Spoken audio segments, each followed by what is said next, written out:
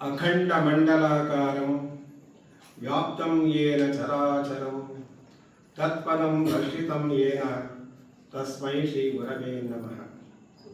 श्रीमदमलानन्दरतजलप्रेम शाश्वतशान्तरविशशिखाम निर्जरनित्यनिगमस्तोमनुतचरण कामसंहर वरकृपाकर नामसीमेಗಳಿಲ್ಲದ ಚಲಿತ ಸ್ವಾಮಿ ಘನತರ ಪರಮಶ್ರೀ ಗುರುದೇವ ಶರಣಾರ್ಥಿ ಶರಣಾರ್ಥಿ। ಓಂ ಸದಸ್ಯೆ ಸಭಾಪತಿಭ್ಯಶ್ಚ ಓಂ ನಮಃ।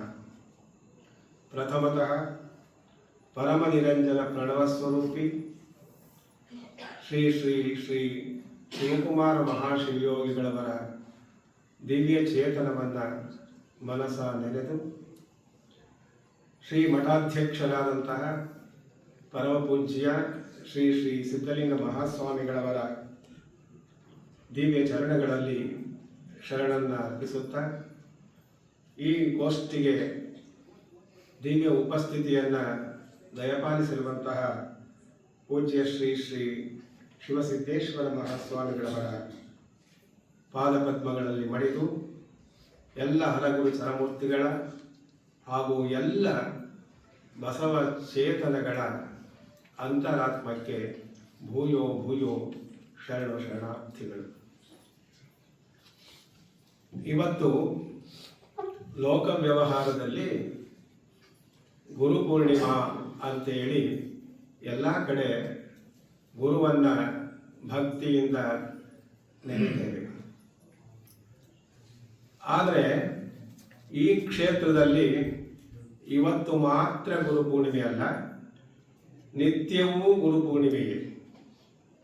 ಕಾರಣ ಏನು ಅಂತಂದರೆ, ಯಾವತ್ತೂ ಕೂಡ ಈ ಕ್ಷೇತ್ರದ ಗುರು ಪರಂಪರೆಯ ಗುರುವಿನ ಪೂರ್ಣಿಮಾ ಅಂದರೆ ಪ್ರಭೆ ಬೆಳಕು ಯಾವತ್ತೂ ಈ ಮಠವನ್ನು ಕ್ಷೇತ್ರವನ್ನು ಆವರಿಸಿರುವುದರಿಂದ, ಯಾವತ್ತೂ ಬೆಳಕಾಗಿರುವುದರಿಂದ ಈ ಕ್ಷೇತ್ರದ ಮತ್ತು ಪರಮಪೂಜ್ಯರ ದರ್ಶನ ಸ್ಪರ್ಶನಾದಿ ಭಾಗ್ಯಗಳು ನಮಗೆ ಸಿಗೋದ್ರಿಂದ ಈ ಕ್ಷೇತ್ರದಲ್ಲಿ ನಿತ್ಯವೂ ಕೂಡ ಗುರು ಪೂರ್ಣಿಮೆಯೇ ಆಗಿದೆ.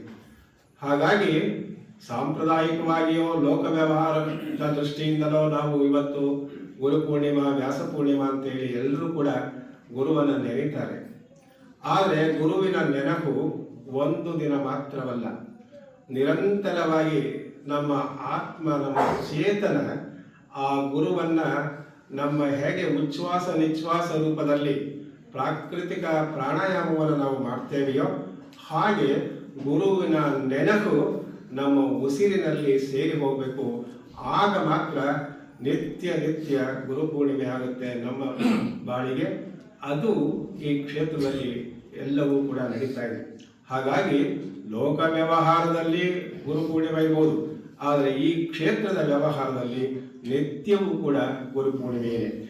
ಆದರೂ ಕೂಡ ವ್ಯವಹಾರದಂತೆ ಇವತ್ತು ಏನು ಈ ಗುರು ಪೂರ್ಣಿಮೆಯ ದಿನ ನಾವು ಗುರುವನ್ನು ನೆನೆಯಬೇಕು, ಗುರುವನ್ನು ಸ್ಮರಿಸಬೇಕು ಅಂತ ಹೇಳಿ ನಮ್ಮ ಎಲ್ಲ ಸನಾತನ ಧರ್ಮದಲ್ಲಿ ಶರಣ ಧರ್ಮದಲ್ಲಿ ಹೇಳಿದೆ. ಹಾಗಾಗಿ ಈಗ ನಾನು ನಮ್ಮ ಮೈಲಾರ ಶರಣರು ಹೇಳಿರುವಂತಹ ಅವರು ನಿರಾಧಾರಿ ಶಸ್ತ್ರ ಸಿದ್ಧಾಂತ ಅಂತೇಳಿ ಒಂದು ಗ್ರಂಥವನ್ನು ಬರೆದಿದ್ದಾರೆ. ಗುರುಕರಣ ತ್ರಿವಿಧಿ ಅಲ್ಲದೇನೆ ಈ ಗ್ರಂಥದಲ್ಲಿ ಗುರುವಿನ ಬಗ್ಗೆ ಪ್ರಾರಂಭದಲ್ಲಿ ಮೈಲಾರ ಬಸವಲಿಂಗ ಶರಣರು ಏನು ಗುರುವಿನ ಮಹಿಮೆಯನ್ನು, ಹೇಗೆ ಗುರುವನ್ನು ನೆನೆಯಬೇಕು, ಆ ನೆನಹಿನಿಂದ ನಮಗೆ ಬರಬಹುದಾದಂತಹ ಪ್ರಯೋಜನ ಏನು ಅನ್ನುವ ವಿಷಯವನ್ನು ಅವರು ಆರಂಭದ 3 ಪದ್ಯಗಳಲ್ಲಿ ಆ ಮೈಲಾರ ಶರಣರು ಆ ಷಟ್ಸ್ಥಲ ಸಿದ್ಧಾಂತ ಗ್ರಂಥದಲ್ಲಿ ಹೇಳಿದ್ದಾರೆ. ಹಾಗಾಗಿ ಆ 3 ಪದ್ಯಗಳನ್ನು ನಾನು ಈಗ ನಿಮ್ಮ ಮುಂದೆ ಹಂಚಿಕೊಳ್ಳೋಕ್ಕೆ ಯಥಾಶಕ್ತಿ ಯಥಾಮತಿ ಪ್ರಯತ್ನ ಪಡ್ತೇನೆ. ಆರಂಭದಲ್ಲಿ ಅವರು ಹೇಳ್ತಾರೆ, ಶ್ರೀ ಗುರುವು ಸ್ಮರಣೆ ಕೈವರ್ಗ್ಯ ಚಿಂತಾಮಣಿಯು, ಶ್ರೀ ಗುರುವು ಹರಣದೊಳಿವಿಗಳು ಮರುಜೇವಣಿಯು, ಶ್ರೀ ಗುರುವು ಶರಣರಂಗದಳು ಲಿಂಗದ ಮುಖವ ಕಾಣಿಸುವ ಮುಕುರಮಣಿಯು, ಶ್ರೀ ಗುರುವು ಶರಣ ಲೋಕೋತ್ತಮ ಕುಲದ ಅಗ್ರಣಿಯು ಶ್ರೀ ಗುರುವು ಸದ್ಭಕ್ತಗಣಕ್ಕೆ ಪರುಷದ ಗಣಿಯು ಶ್ರೀ ಗುರುವಿನ ಅಮಲ ಪಾವನ ಚರಿತ ಚಾರು ಚರಣವು ನನ್ನ ಹಣೆಗೆ ಹೊಣೆಯು. ಶ್ರೀ ಗುರುವಿನ ಅಮಲ ಪಾವನ ಚರಿತ ಚಾರು ಚರಣವು ನನ್ನ ಹಣೆಗೆ ಹೊಣೆಯು ಅಂತೇಳಿ ಪ್ರಾರಂಭದಲ್ಲಿ ಗುರುವನ್ನ ಅವರು ಸ್ತುತಿ ಮಾಡ್ತಾರೆ. ಹೇಗೆ ಶ್ರೀ ಗುರುವು ಸ್ಮರಣೆಗೈವರ್ಗೆ ಚಿಂತಾಮಣಿಯು. ಯಾಕೆಂತಂದ್ರೆ ಶ್ರೀ ಗುರುವನ್ನ ನೆನೆಯುವುದು ಚಿಂತಾಮಣಿ. ಚಿಂತಾಮಣಿ ಅನ್ನುವಂತಹ ಒಂದು ಮಣಿ ಇದೆ. ಯಾರು ಭಕ್ತಿಯಿಂದ ಅದನ್ನ ಚಿಂತನೆ ಮಾಡ್ತಾರೋ, ಧ್ಯಾನ ಮಾಡ್ತಾರೋ, ಪ್ರಾರ್ಥನೆ ಮಾಡ್ತಾರೋ, ಅದು ಆ ಭಕ್ತರಿಗೆ ಕೇಳಿದನ್ನು ಕೊಡುವಂತಹ ಒಂದು ಮಣಿ. ಅದಕ್ಕಿಂತ ಮುಂಚಿತವಾಗಿ ನಾವು ಆಲೋಚನೆ ಮಾಡಬೇಕು. ಅದು ಶ್ರೀ ಗುರುವ ಸ್ಮರಣೆಗೈವರ್ಗೆ. ಸಾಮಾನ್ಯ ಗುರುವಲ್ಲ, ಶ್ರೀ ಗುರುವು. ಹಾಗಾದ್ರೆ ಯಾರು ಶ್ರೀ ಗುರುವು? ಶ್ರೀ ಅಂದ್ರೆ ಏನು? ಸಂಪತ್ತು. ಎಂಥ ಸಂಪತ್ತು? ಅದು ಅಧ್ಯಾತ್ಮ ಸಂಪತ್ತು. ಆ ಸಂಪತ್ತಿನ ಸಂಪಾದನೆ ಅಷ್ಟು ಸುಲಭವಲ್ಲ. ಯಾಕೆಂದ್ರೆ ಅಖಂಡವಾದ ಬ್ರಹ್ಮಚರ್ಯ, ಅಖಂಡವಾದ ಲಿಂಗ ತಪಸ್ಸು, ಅಖಂಡವಾದ ಕಾಯಕನಿಷ್ಠೆಯಿಂದ ಆ ಶಕ್ತಿಯನ್ನ, ಅಧ್ಯಾತ್ಮ ಶಕ್ತಿಯನ್ನ ಯಾರು ಗುರುವು ಸಂಪಾದನೆ ಮಾಡಿದ್ದಾನೋ ಅಂಥವನನ್ನ ನಾವು ಶ್ರೀ ಗುರು ಅಂತೇಳಿ, ಶ್ರೀ ಅನ್ನುವಂತಹ ವಿಶೇಷಣದೊಡನೆ ಆ ಗುರುವನ್ನ ಯಾವಾಗಲೂ ನಾವು ಕರಿತೀವಿ. ಹಾಗಾಗಿ ಅಂಥ ಶ್ರೀ ಗುರುವನ್ನ ನಾವು ಸ್ಮರಣೆ ಮಾಡಬೇಕು. ಹಾಗೆ ಯಾರು ಶ್ರೀ ಗುರು ಅನ್ನುವುದನ್ನ ನಮ್ಮ ಷಣ್ಮುಖ ಶಿವಯೋಗಿಗಳು ಒಂದು ಸುಂದರವಾದ ವಚನದಲ್ಲಿ ಹೀಗೆ ಹೇಳ್ತಾರೆ. ಶ್ರೀ ಗುರು ಎಂದರೆ ಷಣ್ಮುಖ ಶಿವಯೋಗಿಗಳ ಪ್ರಕಾರ ದುರಿತ ದುರ್ಗುಣ ಮೋಹ ದುಃಖದ ಪರಿಭವವ ಕಡೆಗಟ್ಟಿ ಮಾಯೆಯ ಸುಟ್ಟು ಮುದದಿಂದ ಪರಮಶಿವ ಪದವಿಯನ್ನು ಕರುಣದಿಂದಲೇ ತೋರಿಸಲಹುವ ಗುರುವೇ ನಿಜವಾದಂತಹ ಶ್ರೀ ಗುರು ಅಂತೇಳಿ ನಮ್ಮ ಷಣ್ಮುಖ ಶಿವಯೋಗಿಗಳು ತುಂಬಾ ಚೆನ್ನಾಗಿದ್ದಾರೆ. ಯಾರು ದುರಿತ ದುರ್ಗುಣ ಮೋಹ ದುಃಖದ ಪರಿಭವವ ಕಡೆಗಟ್ಟಿ, ಪ್ರತಿಯೊಬ್ಬ ವ್ಯಕ್ತಿಯಲ್ಲಿಯೂ ಕೂಡ ಪ್ರಾಕೃತಿಕವಾಗಿ ಸಹಜವಾಗಿ ದುರಿತ ದುರ್ಗುಣಗಳು ಅವು ಸಹಜವಾಗಿ ಬಂದಿರ್ತವೆ. ಆ ಆಣವ ಮಲ ಇರ್ಬೋದು, ಮಾಯೆಯ ಮಲ ಇರ್ಬೋದು, ಕಾರ್ಮಿಕ ಮಲ ಅಥವಾ ಕಾರ್ಮ ಮಲ ಇರ್ಬೋದು, ಅಥವಾ ಅನೇಕ ಮಲಗಳು ಇರ್ಬೋದು. ನಮ್ಮ ಅಂತರಂಗದೊಳಗೆ ಅನೇಕ ಮಲಗಳು ತುಂಬಿ ಹೋಗಿವೆ. ಅವೆಲ್ಲವೂ ಕೂಡ ದುರಿತ ಮಲಗಳು. ಅವುಗಳನ್ನು ಹೋಗಲಾಡಿಸಿ ಪರಿಭವವ ಕಡೆಗಟ್ಟಿ ಮಾಯೆಯ ಸುಟ್ಟು, ಈ ದುರಿತ ದುರ್ಗುಣಗಳು ನಮ್ಮ ಶರೀರವನ್ನ ಆವರಿಸುವುದಕ್ಕೆ, ಆಕ್ರಮಿಸುವುದಕ್ಕೆ ಕಾರಣ ಈ ಸೃಷ್ಟಿಯಲ್ಲಿ ಇರುವಂತಹ ಮೋಹ ಶಕ್ತಿ. ಆ ಮೋಹವನ್ನ, ಮಾಯೆಯನ್ನ ಹೋಗಲಾಡಿಸಿ ಯಾರು ಬಹಳ ಪ್ರೀತಿಯಿಂದ, ಬಹಳ ಕರುಣೆಯಿಂದ, ಬಹಳ ಅನುಗ್ರಹದಿಂದ ಪರಮಶಿವ ಪದವಿಯನ್ನು ಕರುಣದಿಂದಲೇ ತೋರಿಸಲಹುವ ಗುರುವೇ ನಿಜವಾದಂತಹ ಶ್ರೀ ಗುರು ಅಂತೇಳಿ ನಮ್ಮ ಷಣ್ಮುಖ ಶಿವಯೋಗಿಗಳು ಕೂಡ ಇದನ್ನು ಹೇಳ್ತಾರೆ. ಇಂಥ ಶ್ರೀ ಗುರುವು ಸ್ಮರಣೆಗೈವರ್ಗೆ ಚಿಂತಾಮಣಿಯು. ನೋಡಿ, ಚಿಂತಾಮಣಿ ಅಂತೆ. ಅದಕ್ಕೆ ಒಂದು ಬಹಳ ಸಣ್ಣ ನಿಮಗೆ ದೃಷ್ಟಾಂತವನ್ನು ಹೇಳಬೇಕು ಅಂದ್ರೆ ಅದನ್ನ ನಾವು ಸಾಂಕೇತಿಕವಾಗಿ ಅಥವಾ ರೂಪಕವಾದಂತಹ ದೃಷ್ಟಾಂತ. ಅದು ಒಂದ್ಸಾರಿ ಒಬ್ಬ ವ್ಯಕ್ತಿ, ಒಬ್ಬ ಮನುಷ್ಯ ದಟ್ಟವಾದ ಕಾಡಿನಲ್ಲಿ ಹೋಗ್ತಾ ಇರ್ತಾನೆ. ದಟ್ಟವಾದ ಕಾಡು, ಒಬ್ಬನೇ ಹೋಗ್ತಾ ಇರ್ತಾನೆ.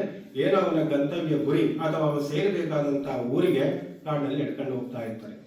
ಆಗ ಏನಾಯಿತು ಅಂದ್ರೆ 6 ಜನ ಕಳ್ಳರು ಬಂದು ಅವನನ್ನ ತಡೆಗಟ್ತಾರೆ ಮತ್ತು ಏನೋ ಅವನಲ್ಲಿ ಇರಬಹುದು ಅಂತೇಳಿ ಅವನನ್ನ ಶೋಧಿಸ್ತಾರೆ.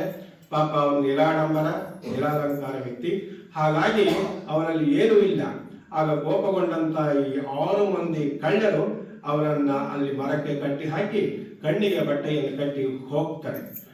ಆಗ ನಿಜವಾಗಿ ಕೂಡ ಏನ್ ಮಾಡೋದು ಅಂತ ಹೇಳಿ ತೋಚದೇನೆ ಆ ವ್ಯಕ್ತಿ ತನ್ನ ಗುರುವನ್ನ ಸ್ಮರಣೆ ಮಾಡ್ತಾನಂತೆ.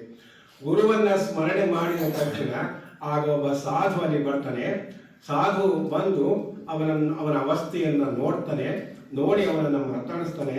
ಏನಪ್ಪಾ ಇದು, ಯಾಕೆ ಒಬ್ಬಂಟಿಗನಾಗಿ ಕಾಡಿಗೆ ನೀನು ಬಂದೆ, ಅಥವಾ ಯಾರು ನಿನಗೆ ಈ ಕಲ್ಲಿ ಕಟ್ಟಾಕಿರೋ ಯಾರು, ಕಣ್ಣಿಗೆ ಬಟ್ಟೆ ಯಾಕೆ ಕಟ್ಟಿದ್ರು ಅಂತ ಎಲ್ಲ ವಿಚಾರ ಮಾಡಿದಾಗ ಅವೆಲ್ಲ ನಿಜ ಸ್ಥಿತಿಯನ್ನು ಹೇಳ್ತಾನೆ.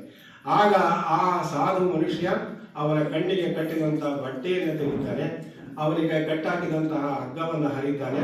ಮತ್ತು ಅಷ್ಟೇ ಅಲ್ಲ, ನೋಡು ಈ ದಾರಿಯಲ್ಲಿ, ಈ ಮಾರ್ಗದಲ್ಲಿ ನೀನು ಹೋಗು, ನಿನ್ನ ಊರನ್ನ ಸೇರ್ತೀಯ ಅಂತೇಳಿ ಮಾರ್ಗವನ್ನು ಕೂಡ ತೋರಿಸಿ ಆ ಸಾಧು ಅವನು ಹಾಗೆ ಮಾಡ್ತಾನೆ. ಇದು ಬರೀ ಹೊರಗಿನ ವ್ಯಕ್ತಿಯ ಕಥೆಯಲ್ಲ, ನಮಗೂ ಹಾಗೇನೆ. ನಮ್ಮ ಏನು ಈ ಶರೀರ ಅನ್ನುವಂತಹ ಇದೆಯೋ ಅಥವಾ ಸಂಸಾರ ಅನ್ನುವಂತಹ ಇದೆಯೋ, ಈ ಸಂಸಾರವೇ ಒಂದು ದಟ್ಟವಾದ ಕಾಡು, ಘೋರಾರಣ್ಯ ಈ ಸಂಸಾರ. ಈ ಸಂಸಾರದಲ್ಲಿ ಈ ಜೀವಾತ್ಮ ನಾವು ನಡ್ಕೊಂಡು ಹೋಗ್ತಾ ಇರುವಾಗ ಅಂಥ ವ್ಯಕ್ತಿಯನ್ನ ನಮ್ಮೊಳಗೆ ಇರುವಂತಹ ಅರಿಷಡ್ ವರ್ಗಗಳು, ಕಳ್ಳರು ಏನಿದ್ದಾರೆ, ಆ ಕಳ್ಳರು ನಮ್ಮನ್ನ ಕಟ್ಟಿ ನಮಗೆ ಕಣ್ಣಿಗೆ ಬಟ್ಟೆಯನ್ನು ಕಟ್ತಾರೆ, ನಮಗೆ ಅಂಧಕಾರವನ್ನು ತುಂಬುತ್ತಾರೆ ಈ ಅರಿಷಡ್ ವರ್ಗಗಳು ಮೋಹದಿಂದ. ಆಗ ನಾವು ನಮ್ಮ ಗಂತವ್ಯ ಗುರಿ ಯಾವುದು, ಯಾವ ನಾವು ಊರನ್ನು ತಲುಪಬೇಕು, ಎಲ್ಲಿಗೆ ಹೋಗ್ಬೇಕು ಅನ್ನುವುದು ನಮಗೆ ಗೊತ್ತಾಗದೇನೆ ಬಹಳವಾಗಿ ನಾವು ತೊಳಲಿ ಇರ್ತೇವೆ. ಆಗ ನಿಜವಾದಂತಹ ಗುರು, ನೋಡಪ್ಪ ನೀನು ಈ ದಾರಿಯಲ್ಲಿ ಹೋಗು ಅಂತೇಳಿ ನಮಗೆ ಮಾರ್ಗವನ್ನು ತೋರಿಸ್ತಾನೆ. ಇದು ಇಂಥ ಗುರುವನ್ನ ಸ್ಮರಣೆಗೈವರಿಗೆ ಚಿಂತಾಮಣಿಯು ಅಂತ ಅವ್ರು ಹೇಳ್ತಾರೆ. ಶ್ರೀ ಗುರುವು ಸ್ಮರಣೆಗೈವರಿಗೆ ಚಿಂತಾಮಣಿಯು. ಹಾಗೆ ಶ್ರೀ ಗುರುವ ಹರಣದ ಅಳಿವಿನಳು ಮರುಜೇವಣಿಯು ಅಂತ ಹೇಳ್ತಾರೆ ನೋಡಿ. ಹೇಗೆ ಈ ಶ್ರೀ ಗುರುವನ್ನ ನಾವು ನೆನೆದ್ರೆ ಅದು ಮರುಜೀವಣಿ ಅಂತೆ. ಮರುಜೀವಣಿ ಅನ್ನೋದ ನಮ್ಮ ಅಕ್ಕ ಮಹಾದೇವಿ ಬಹಳವಾಗಿ ಆ ಶಬ್ದವನ್ನ ಬಹಳ ಪ್ರೀತಿಯಿಂದ ಬಳಸ್ತಾರೆ. ಮರುಜೀವಣಿ, ಮರುಜಮಣಿ ಎರಡೂ ಕೂಡ ಶಾಬ್ದಿಕ ರೂಪಾಂತರಗಳು ಉಂಟು. ಮರುಜ ಅಂದ್ರೆ ಮರುಜನ್ಮವನ್ನು ಕೊಡುವಂತಹ, ಸತ್ತು ಹೋದ ಮೇಲೆ ಮತ್ತೆ ಮರುಜನ್ಮವನ್ನ ನೀಡುವಂತಹ ಒಡಿ ಅಂದ್ರೆ ಮಣಿ, ಅದು ಮರುಜಮಣಿ. ಅದು ಭಾಷೆಯಲ್ಲಿ ಮರುಜೇವಣಿ ಅಂತೇಳಿ ಆಗಿದೆ. ಇಂಥ ಮಣಿ ನಿಜವಾಗೂ ಕೂಡ ನಮಗೆ ಏನು ಪ್ರಾಣ ಹೋಗುವ ಸಮಯದಲ್ಲಿ ಹೇಗಂತ ನೋಡಿ, ಪ್ರಾಣ ಹೋಗುವ ಹರಣದ ಅಳಿವಿನಳು ಈ ಗುರುವು, ಶ್ರೀ ಗುರುವು ನಮಗೆ ಮರುಜೇವಣಿ ಆಗ್ತದೆ. ಅದಕ್ಕೆ ನಿಮಗೆ ಒಂದು ಸಣ್ಣ ಕಥೆಯನ್ನ ಹೇಳೋದಾದ್ರೆ, ಯಾಕಂದ್ರೆ ಈ ಕ್ಷೇತ್ರದ ಅಧಿದೈವವಾಗಿರುವಂತಹ ಸಿದ್ಧಲಿಂಗೇಶ್ವರರು ಇದೇ ತುಮಕೂರು ನಗರದಲ್ಲಿ ಪ್ರಭುಶೆಟ್ಟಿ ಅಂತ ಒಬ್ಬ ಭಕ್ತ ಇರ್ತಾನೆ. ಆ ಪ್ರಭುಶೆಟ್ಟಿಯ ಮನೆಗೆ ಸಿದ್ಧಲಿಂಗೇಶ್ವರರು ಹೋಗ್ತಾರೆ ಪೂಜಾರ್ಥವಾಗಿ. ಅಲ್ಲಿ ಮಲ್ಲಿಕಾರ್ಜುನ ದೇವಾಲಯಕ್ಕೆ ಹೋಗ್ತಾರೆ ಅಂತಲೂ ಕೂಡ ಇದೆ. ಅಲ್ಲಿ ಹೋದಾಗ ಆ ಪ್ರಭುಶೆಟ್ಟಿಯ ಸಣ್ಣ ಮಗು ಆಗ ತಾನೇ ಹಸು ಒಡೆದಿರುತ್ತೆ, ಆಗ ತಾನೇ ಆ ಪ್ರಾಣ ಹೋಗಿರುತ್ತೆ, ಆ ಮಗುವಿನ ಪ್ರಾಣ. ಆಗ ಪ್ರಭುಶೆಟ್ಟಿ ಮತ್ತು ಆತನ ಪತ್ನಿ ಇಬ್ಬರು ಕೂಡ ಸಿದ್ಧಲಿಂಗೇಶ್ವರರಿಗೆ ಮನೆಗೆ ಹೋಗ್ತಾರೆ. ಆಗ ಸಿದ್ಧಲಿಂಗೇಶ್ವರರು ತಾವು ಏನು ಆ ತಮ್ಮ ಹತ್ರ ಇದ್ದಂತಹ ಭಸ್ಮ ಇತ್ತೋ ಆ ಭಸ್ಮವನ್ನ ಮಗುವಿನ ಹಣೆಗೂ ಅಂಗಾಂಗಕ್ಕೂ ಲೇಪನ ಮಾಡ್ತಾರೆ. ಆಗ ಆ ಮಗು ಅದು ಉಸಿರಾಡುತ್ತೆ, ಮಗು ಬದುಕುತ್ತೆ. ಇದು ನಿಜವಾಗಿಯೂ ಕೂಡ ಗುರುವನ್ನ ನೆನೆಯುವವರಿಗೆ, ಆ ಸ್ಮರಣೆ ಮಾಡುವವರಿಗೆ ಆ ಗುರುವೇನೆ ಸಾಕ್ಷಾತ್ ಮರುಜೇವಣಿ, ಅದು ಮರುಜಮಣಿಯಾಗಿ ಆಗ್ತದೆ ಶ್ರೀ ಗುರು. ಹಾಗಾದ್ರೆ ಹೇಗೆ ಅವರು ಬದುಕಿಸಿದ್ರು ಅಂದ್ರೆ ಇದು ಪವಾಡ ಅಲ್ಲ. ಯಾವಾಗಲೂ ಕೂಡ ನಾವು ಒಂದು ಅರ್ಥವನ್ನ ಮಾಡ್ಕೋಬೇಕು. ಯಾರು ಮಹಾಶಿವಯೋಗಿಗಳಿರ್ತಾರೋ ಆ ಶಿವಯೋಗಿಗಳು ತೋರುವಂತಹ ಈ ಲೀಲೆಗಳೇನಿದೆ, ಈ ಲೀಲೆಗಳು ನಮ್ಮಂತಹ ಸಾಮಾನ್ಯರ ಕಣ್ಣುಗಳಿಗೆ ಏನೋ ಪವಾಡ ಮಾಡಿಬಿಟ್ರು ಅಂತ ನಾವು ಭಾವಿಸ್ತೇವೆ.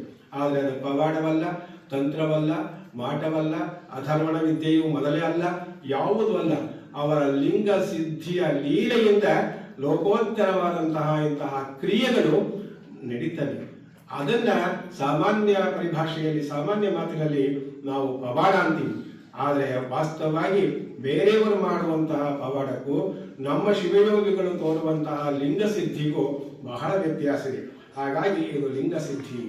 ಶ್ರೀ ಗುರುವು ಹರಣದ ಅಳಿವಿನಳು ಮರುಜೇವಣಿಯು. ಆಮೇಲೆ ಹೇಳ್ತಾರೆ, ಶ್ರೀ ಗುರುವು ಶರಣರ ಅಂಗದಳು ಲಿಂಗದ ಮುಖವ ಕಾಣಿಸುವ ಮುಕುರಮಣಿಯು. ಶ್ರೀ ಗುರುವು ಮುಕುರಮಣಿ ಅಂತೆ. ಮುಕುರಮಣಿ ಅಂದ್ರೆ, ಮುಕುರ ಅಂದ್ರೆ ಕನ್ನಡಿ. ಕನ್ನಡಿ ಎಂಥ ಕನ್ನಡಿ? ಮಣಿ ಖಚಿತವಾದ ಕನ್ನಡಿ, ಮಣಿಯಿಂದ ಮಾಡಿದಂತಹ ಕನ್ನಡಿ. ಅದು ಗಾಜಿನ ಕನ್ನಡಿ ಅಲ್ಲ. ಗಾಜಿನ ಕನ್ನಡಿ ಕೈ ತಪ್ಪಿ ಒಡೆದು ಹೋಗ್ಬೋದು. ಆಮೇಲೆ ಗಾಜಿನ ಕನ್ನಡಿಯಲ್ಲಿ ಧೂಳು ತುಂಬಿದಾಗ ಪ್ರತಿಬಿಂಬ ಕಾಣದೆ ಹೋಗ್ಬೋದು. ಆದರೆ ಯಾವತ್ತೂ ಕೂಡ ಮಣಿ ಖಚಿತವಾದ ಕನ್ನಡಿ ಇದೆಯಲ್ಲ, ಆ ಮಣಿ ಖಚಿತವಾದ ಕನ್ನಡಿ ನಿರ್ಮಲವಾಗಿರುತ್ತೆ. ನಮ್ಮೆಲ್ಲ ಅಂತರಂಗವು ಅದರಲ್ಲಿ ಪ್ರತಿಫಲಿತವಾಗುತ್ತೆ. ಅಂಥದ್ದು ಈ ಶ್ರೀ ಗುರು ಏನು ಲಿಂಗದ ಮುಖವ ಕಾಣಿಸುವ ಮುಕುರಮಣಿಯು ಅಂತ ಹೇಳ್ತೀನಿ. ಯಾಕೆಂತಂದ್ರೆ ನಿಜವಾಗಿ ಕೂಡ ನಮ್ಮ ಕೈಗೊಂದು ಆ ಮಣಿ ಖಚಿತವಾದ ಕನ್ನಡಿಯನ್ನು ಕೊಟ್ಟಿರ್ತಾನೆ. ಗುರು ಹೇಗೆ ಕೊಟ್ಟಿರ್ತಾನೆ?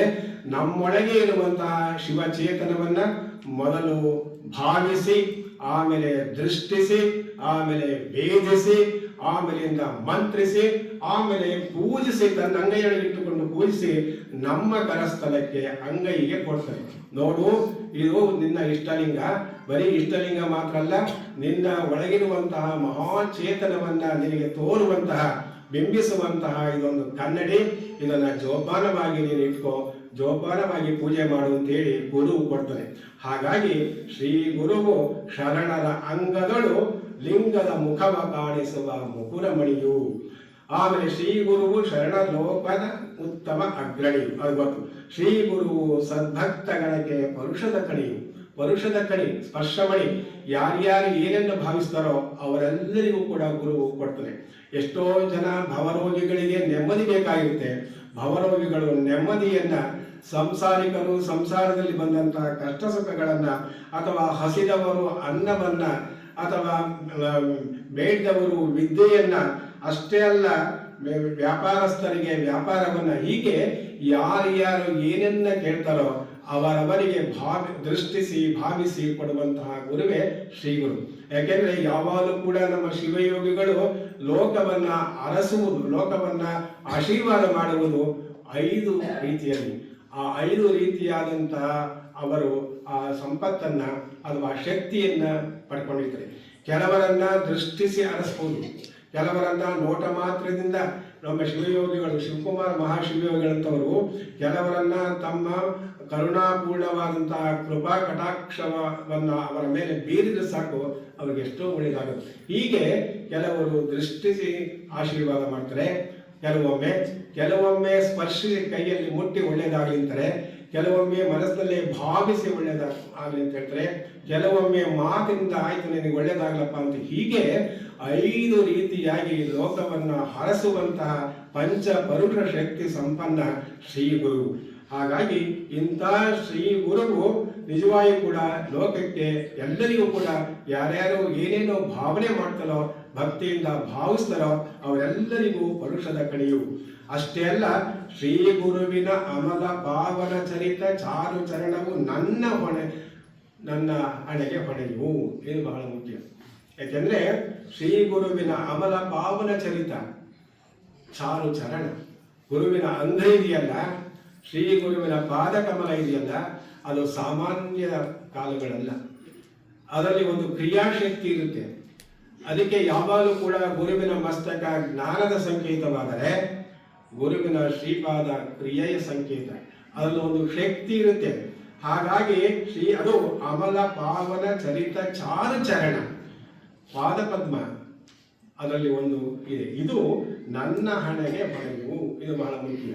ಯಾರು ಭಕ್ತಿಯಿಂದ ಶ್ರೀ ಗುರುವಿನ, ಸಾಮಾನ್ಯ ಗುರುವಲ್ಲ, ಅಂತ ಗುರುವಲ್ಲ, ನಾನು ಮೇಲೆ ಹೇಳಿದಂತಹ ಅಂಥ ಶಕ್ತಿ ಸಂಪನ್ನರಾದಂತಹ ಶ್ರೀ ಗುರುವಿನ ಆ ಪಾದ ಪದ್ಮಕ್ಕೆ ತಮ್ಮ ಹಣೆಯನ್ನ ಹಚ್ಚಿ ನಮಸ್ಕಾರ ಮಾಡ್ತಾರೋ, ಆಗ ಹಣೆ ಹಚ್ಚಿದವರ ಭ್ರೂ ಮಧ್ಯದಲ್ಲಿರುವಂತಹ ಆಜ್ಞಾಚಕ್ರ ಜಾಗೃತವಾಗುತ್ತೆ.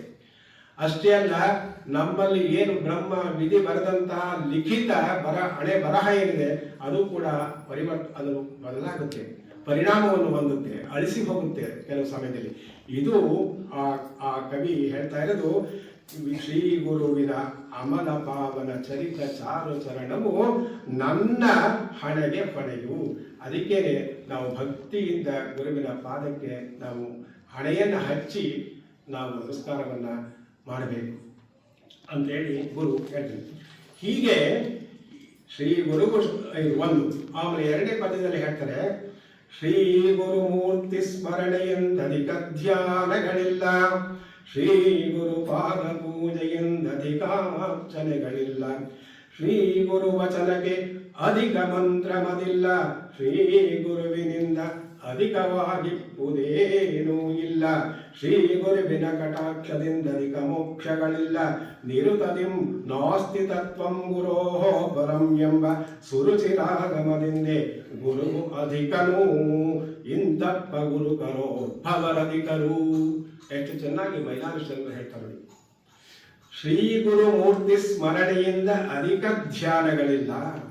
ಹೌದು, ಧ್ಯಾನ ಮಾಡುವವರು ಧ್ಯೇಯ ವಸ್ತುವನ್ನ ತಮ್ಮ ಎದುರಿಗೆ ಇಟ್ಕೊಂಡು ಯಾವುದಾದ್ರೂ ಒಂದು ಮೂರ್ತಿಯನ್ನ, ಯಾಕೆಂದ್ರೆ ಯಾವಾಗಲೂ ಕೂಡ ಧ್ಯಾನಕ್ಕೆ ಮೊದಲು ಪ್ರಾಥಮಿಕವಾಗಿ ಸಾಕಾರ ಮೂರ್ತಿ ಇರಬೇಕು. ಅದು ಯಾವುದೇ ಆಗಲಿ ಆ ಸಾಕಾರ ಮೂರ್ತಿಯನ್ನು ಎದುರಿಗಿಟ್ಕೊಂಡು ಅದನ್ನ ಭಾವಿಸಿ ನಾವು ಧ್ಯಾನ ಮಾಡ್ತಾ ಮಾಡ್ತಾ ಮಾಡ್ತಾ ಆ ಮೂರ್ತಿಯ ಸಾಕಾರ ಮನೆಯಾಗಿ ನಿರಾಕಾರ ನಮಗೆ ಭಾವಕ್ಕೆ ಬರಬೇಕು. ಅದು ಹಾಗೆ ಧ್ಯಾನ ಮಾಡಬೇಕಾದ್ರೆ ಶ್ರೀ ಗುರು ಮೂರ್ತಿ ಸ್ಮರಣೆಯಿಂದ ಅಧಿಕ ಗುರುಮೂರ್ತಿ. ಯಾಕೆಂದ್ರೆ ಗುರು ನಿಜವಾಗಿ ಕೂಡ ಸಾಕಾರ ರೂಪದ ಶಿವನೇ. ಶಿವನಿಗೂ ಗುರುವಿಗೂ ಅಂತರ ಭೇದ ಯಾವುದೂ ಇಲ್ಲ. ಯಹ ಶಿವ ಸಹ ಗುರುಜ್ಞೇಯ ಯೋ ಗುರು ಸಹ ಶಿವಸ್ಮೃತಃ ಅಂತ ಶಾಸ್ತ್ರಗಳು ಅದನ್ನು ಒತ್ತಿ ಹೇಳ್ತೇವೆ. ಶಿವನಿಗೂ ಮತ್ತು ಗುರುವಿಗೂ ಯಾವುದೇ ಅಂತರವಿಲ್ಲ. ಗುರುವೇ ಶಿವ, ಶಿವನೇ ಗುರು. ನರರೂಪವಾಗಿ ನಮಗೆ ಬಂದಂತ ಕಾಣಿಸಿಕೊಂಡಂತಹ ಗುರು. ಹಾಗಾಗಿ ಗುರು ಯಾವಾಗ ನಮಗೆ ಎದುರಿಗೆ ಕಾಣ್ತಾನೋ ಅವನು ಮೂರ್ತ ವಸ್ತುವಾಗ್ತಾನೆ. ಯಾವಾಗ ಮೂರ್ತ ವಸ್ತುವಾಗ್ತಾನೋ ಅವನನ್ನ ನಾವು ಭಾವಿಸಿ ಧ್ಯಾನ ಮಾಡಬೇಕಾಗಿದೆ, ಧ್ಯಾನ ಮಾಡ್ತೀವಿ. ಹಾಗಾಗಿ ಶ್ರೀ ಗುರು ಮೂರ್ತಿ ಸ್ಮರಣೆಯಿಂದ ಅಧಿಕ ಧ್ಯಾನಗಳಿಲ್ಲ. ಹಾಗೇನೆ ಯಾಕಂದ್ರೆ ಧ್ಯಾನ ಅಂದ್ರೆ ದೈಚಿಂತ ಅಂದ್ರೆ ಧ್ಯಾನ ಅಂದ್ರೆ ಗುರುವಿನ ಮೇಲಿಟ್ಟಿರುವಂತಹ ನಿರಂತರವಾದ ಚಿಂತನೆ. ಯಾವಾಗಲೂ ಧ್ಯಾನ ಹೇಗಿರುತ್ತೆ ಅಂದ್ರೆ ನಾವು ಯಾವಾಗಲೂ ಕೂಡ ಅಭಿಷೇಕ ಮಾಡುವಾಗ ಲಿಂಗದ ಮೇಲೆ ಪಂಚಪಾತ್ರೆಯಲ್ಲಿ ನೀರನ್ನು ತುಂಬಿರ್ತೀವಿ. ಅದು ಸಣ್ಣ ರಂಧ್ರದಲ್ಲಿ ಅದು ನಿರಂತರವಾಗಿ ಮಧ್ಯೆ ಯಾವುದೇ ವಿಚ್ಛಿತ್ತಿಯಾಗಲಿ ತಡೆಯಾಗಲಿ ಇಲ್ಲದೆ ನಿರಂತರವಾಗಿ ಹೇಗೆ ಆ ಲಿಂಗದ ಮೇಲೆ ಆ ಅಭಿಷೇಕದ ಅಡ್ಡವಣೆ ಹೇಗೆ ಅದು ಹರಿಯುತ್ತೋ ಹಾಗೆ ನಿರಂತರವಾಗಿ ಗುರುವನ್ನು ಧ್ಯಾನ ಮಾಡುವುದಕ್ಕೆ ನಾವು ಧ್ಯಾನ ಅಂತ ಕರಿತೀವಿ. ಈ ಧ್ಯಾನಕ್ಕೂ ಮತ್ತು ಜಪಕ್ಕೂ ಬಹಳ ವ್ಯತ್ಯಾಸ ಇದೆ. ಅನೇಕ ವಿಷಯಗಳನ್ನು ಹೇಳಬೇಕು, ಸಮಯವಿಲ್ಲ. ಜಪದಲ್ಲಿ ಯಾವಾಗಲೂ ಕೂಡ ಅದು ಕೂಡ ಜಪ ವಾಚಕ. ಆ ಪರ ವಸ್ತುವಿನ ಆ ಲಿಂಗದ ವಾಚಕ ಅಂದ್ರೆ ಶಬ್ದ ರೂಪದಲ್ಲಿರುವಂತಹ ಲಿಂಗ ಜಪ. ಹಾಗೆ ಆ ಶಬ್ದ ರೂಪವಾದ ಜಪಕ್ಕೆ ಇರುವಂತಹ ಅರ್ಥ ವಾಚ್ಯ ಅರ್ಥ ಲಿಂಗ. ಹಾಗೆ ವಾಚ್ಯ ವಾಚಕ ಸಂಬಂಧ ಜಪ ಮಾಡುವಂತಹ ಸಂಬಂಧ ಇದೆ. ಹಾಗಾಗಿ ಅದು ಜಪ. ನಾವು ಹೇಳ್ತೀವಿ ಷಡಕ್ಷರ ಮಂತ್ರವನ್ನ ಜಪ ಮಾಡ್ತೀವಿ. ಆ ಜಪ ಮಾಡುವಾಗ ನಮ್ಮ ಬಾಯಿಯಿಂದ ಅದು ಮಾನಸಿಕ ಜಪವೇ ಶ್ರೇಷ್ಠ. ವಾಚಿಕ ಜಪವಾಗಲಿ, ಉಪಾಂಶ ಜಪವಾಗಲಿ, ಮಾನಸಿಕ ಜಪವಾಗಲಿ, ಯಾವುದೇ ಜಪವನ್ನು ಮಾಡುವ ಆ ಅಕ್ಷರಗಳು ನಮ್ಮ ಬಾಯಿಯಿಂದ ಉಚ್ಚರಿಸಲ್ಪಟ್ಟವೆ. ಮಾನಸ ಜಪದಲ್ಲಿಯೂ ಕೂಡ ಅಕ್ಷರಗಳ ಆಕೃತಿ ನಮ್ಮ ಮನಸ್ಸಿನಲ್ಲಿ ಇರುತ್ತೆ. ಹಾಗಾಗಿ ಈ ಜಪವು ಅಕ್ಷರ ರೂಪವಾದದ್ದು, ಈ ಜಪವು ವಾಚಕ ರೂಪವಾದದ್ದು. ಹಾಗೆಯೇ ಧ್ಯಾನ ಅಂದ್ರೆ ಧ್ಯಾನ ಯಾವಾಗಲೂ ಕೂಡ ಎದುರಿಗಿರುವಂತಹ ಒಂದು ವಸ್ತುವನ್ನ ಕುರಿತು ಧ್ಯಾನ ಮಾಡ್ತೀವಿ. ಅಲ್ಲಿ ಮೂರ್ತಿ ಬಹಳ ಮುಖ್ಯ. ಹಾಗಾಗಿ ಮೇಲ್ನೋಟಕ್ಕೆ ಧ್ಯಾನ ಮತ್ತು ಜಪ ಎರಡೂ ಕೂಡ ಒಂದೇ ಅರ್ಥವನ್ನ ಕೊಡುವ ರೀತಿಯಲ್ಲಿ ಮೇಲ್ನೋಟಕ್ಕೆ ನಮಗೆ ಅನಿಸಿದರೂ ಅದರ ಅಂತರಾರ್ಥವನ್ನ ನಾವು ಪರಿಭಾವಿಸಿದಾಗ, ಅದರ ಒಳಗನ್ನ ನಾವು ನೋಡಿದಾಗ ಜಪವೇ ಬೇರೆ, ಆಮೇಲಿಂದ ಈ ಧ್ಯಾನವೇ ಬೇರೆ. ಹಾಗಾಗಿ ಶ್ರೀ ಗುರು ಮೂರ್ತಿ ಸ್ಮರಣೆಯಿಂದ ಅಧಿಕ ಧ್ಯಾನಗಳಿಲ್ಲ. ಶ್ರೀ ಗುರು ಪಾದ ಪೂಜೆಯಿಂದ ಅಧಿಕ ಅರ್ಚನೆಗಳಿಲ್ಲ. ಇದು ಬಹಳ ಮುಖ್ಯ. ಗುರುವಿನ ಪಾದ ಸಾಮಾನ್ಯವಲ್ಲ. ಗುರುವಿನ ಪಾದವನ್ನ ಅರ್ಚನೆ ಪೂಜೆ ಮಾಡ್ತೀವಲ್ಲ, ಅದಕ್ಕಿಂತಲೂ ದೊಡ್ಡ ಪೂಜ್ಯ ವಸ್ತು, ಪೂಜೆ ಮಾಡಿಕೊಳ್ಳುವಂತಹ ವಸ್ತು, ಪೂಜಿಸುವಂತಹ ವಸ್ತು ಯಾವುದೂ ಇಲ್ಲ.